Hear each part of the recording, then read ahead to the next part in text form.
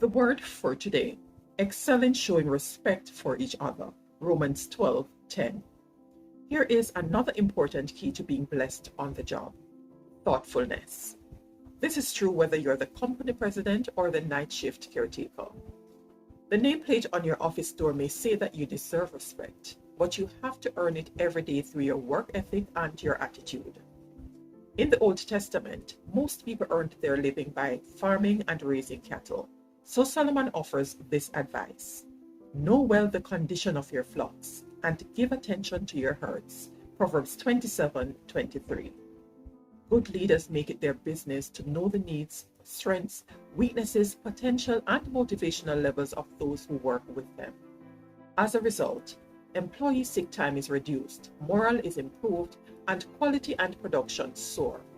Believe it or not, a pay increase isn't always the only motivator.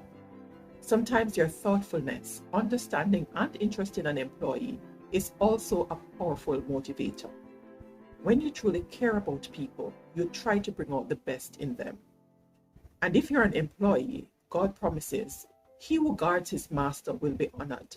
Proverbs 27:18. If you keep criticizing those above you, those around you will begin to distrust you. As long as you resent your position as a follower, you will never become qualified to be a leader. The Bible says you're supposed to speak well of those in authority over you. See Titus 3:1-2. And if you can't, say nothing and look for another job. That's how to be blessed on the job.